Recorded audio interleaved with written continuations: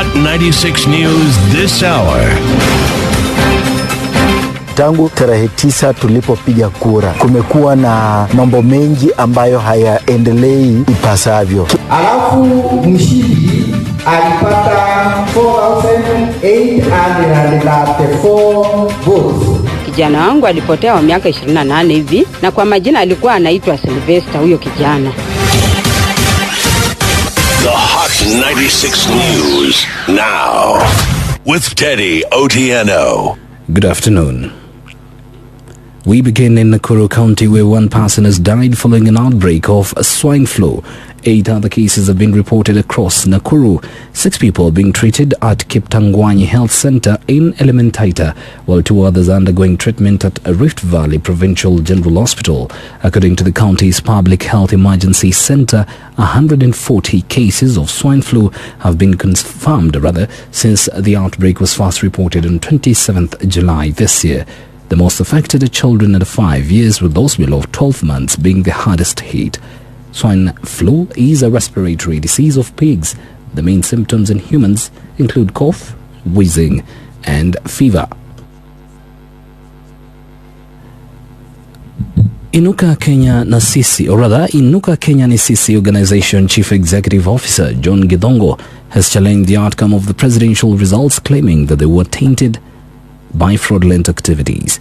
Githongo named President-elect William Ruto as the 9th respondent and claims to have evidence from a whistleblower who claimed to be a member of a group of 56 people who assembled to ensure fraudulent victory, and I quote, by any means possible. 10 people served as supervisors, while the remaining 46 were given access to the manipulating entries. They were tasked with obtaining Form 34As from Kim's kits, editing them and uploading them to the IEBC portal. To bolster his case, Githongo claims to have a video of the testimony, but will not reveal it until he appears in court. Still with affidavits, IT expert Benson Wasonga, in a sworn affidavit dated August 21st this year, has named IEBC Chairman wafula Chebukati, 6 IEBC commissioners, and William Ruto as respondents. Wasonga said he received a call from John Githongo, who needed help in analyzing computer logs with sensitive information regarding the elections. Wasonga notes that there was evidence or proof that the access was granted to unauthorized users through the IEBC remote access to read, write, modify, and delete documents. Wasonga further claims that a user got access with the pseudonym of account wchebukati at ibc.or.ke and deleted and uploaded certain files for polling stations onto the server. Police have dispelled accounts that IEBC returning officer in Gishugu, Kirinyaga County, Geoffrey Gitobu, was killed.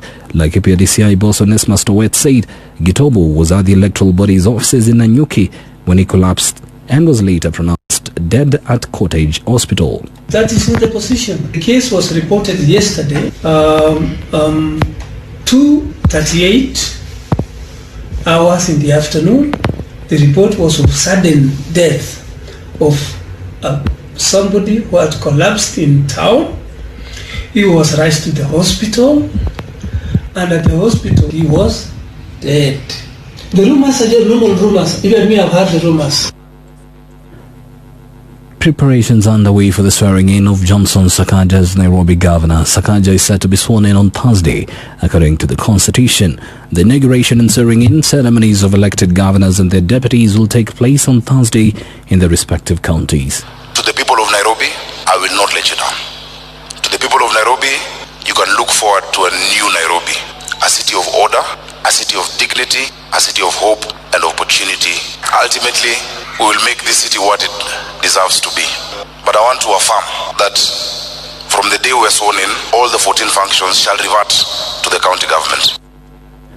We sampled views from residents in Nairobi. Nairobi ni chafu. Mimi ni mkaaji wa Kawangware na Kawangware ni chafu, especially pande ya north. Akukaliki saizi takataka imepile hata tunashindwa ni aje. So matarajio yetu tuna expect Nairobi itakuwa safi. Mimi ningependa create makazi kama ya kuweka kioski, yani tukue na kazi. Badala ya kuandika watu wakubwa, makampuni kubwa waandike vijana kazi, watanunue malori, andike vijana kazi. Kungarisha yani Nairobi kuwe vile ilikuwaga bereni. Juu saa hii ukienda kila kona uchafu, maji hakuna, stima saa hii kama huko hakunaga stima.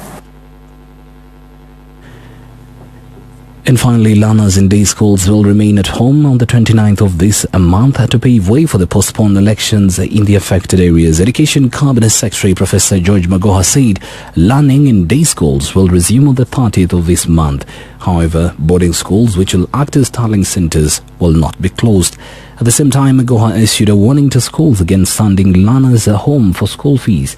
On the construction of CBC classrooms, he noted that the exercise is almost 85% complete, even as he singled out Western region for lagging behind.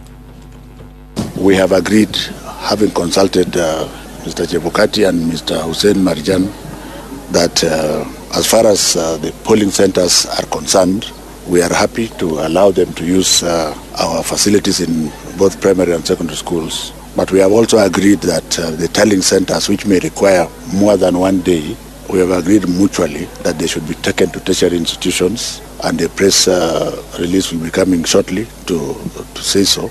In terms of our children, because we don't want them to miss any more time, we have also agreed as a government that the boarding schools shall not be closed, they will not be interfered with. Those that are polling centers, the children will remain in the boarding houses, in the fields and the libraries. As far as day schools are concerned, we think one day is not bad enough. The children can stay at home on Monday the 29th and report back to school on Tuesday. You're up to date. These and more stories in the next hour. I'm Teddy Utieno. Good afternoon. The Hot 96 News.